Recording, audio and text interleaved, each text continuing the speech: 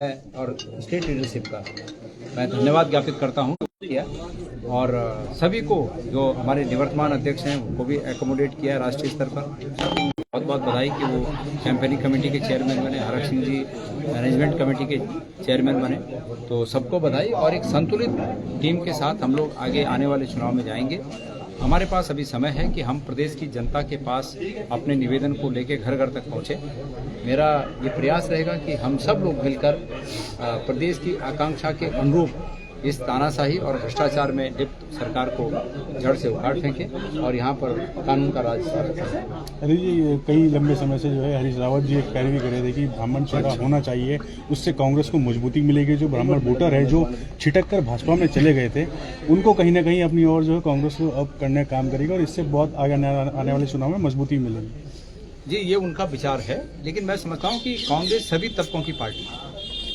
रावत जी ने जो विचार रखा, उनका राजनीतिक अनुभव है बहुत लंबा, उन्होंने अपना विचार रखा, लेकिन मैं निजी तौर पे भी किसी जाति विशेष का होने से ज़्यादा एक अच्छा इंसान होना पसंद करता हूँ। एक अच्छा मनुष्य, एक अच्छा ह्यूमन बीइंग जिसको कहते हैं, एक मानव अच्छा होना पसंद करता हूँ। और कांग्रेस ऐसी पार्टी है कि जो सभी लोगों को इस रूप में नज़र रखती है कि सब समान है। इसमें हम लोग जाति के आधार पर नहीं वो करते, भेद करते या धर्म के आधार पर नहीं करते। इसलिए सभी की पार्टी है, सभी का स्वागत है। अच्छा, एक सवाल ये भी है कि आजकल एक मुद्दा मूल निवास का हो गया।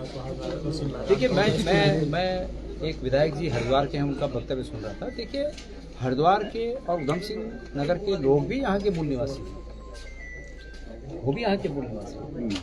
दिक्कत वहाँ पर है कि जो लोग नियमों में ढील देकर, भारतीय जनता पार्टी ने नियमों में ढील दी, स्थायी निवास के मुद्दे पर उन्होंने नियमों में ढील दी और 2-3 साल के लोग भी नकली कागजों के आधार पर यहाँ स्थायी निवास बनाकर यहाँ के मूल निवासियों का हक छीन लेते हैं, तो ये चिंता की बात है। और दूसरी बात कि मूल निवासी कहने पर हमारे हरिद्वार और उधम सिंह नगर के या देहरादून के भाइयों को चिंतित होने की आवश्यकता नहीं, क्योंकि वो भी यहाँ के मूल निवासी हैं। देहरादून का जो नेचर है वो धीरे धीरे कॉस्मोपॉलिटन बनता जा रहा है। जिस प्रकार से बड़े शहर हैं, दिल्ली है, बम्बई है, उस प्रकार का नेचर यहाँ का भी बन गया। तो सवाल ये है कि जो यहाँ पर वो समय सीमा पूरी करेगा उसको भी स्थायी निवास का फायदा मिलेगा।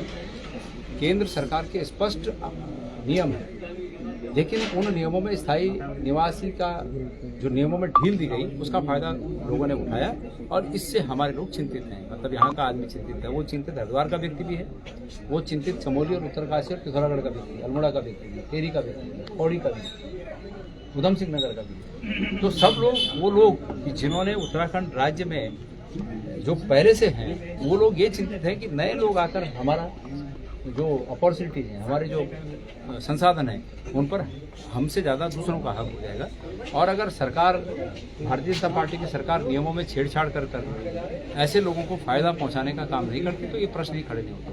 बहरहाल मैं कहना चाहता हूं कि हरिद्वार, उधम सिंह नगर, देहरादून में तमाम वो हमारे भाई जो निश्चित रूप में यहीं के हैं, उन्हें मूल निवास शब्द से कोई परेशानी नहीं होनी चाहिए। वो चूँकि यहाँ वो भी स्वयं यहाँ के मूल निवासी हैं।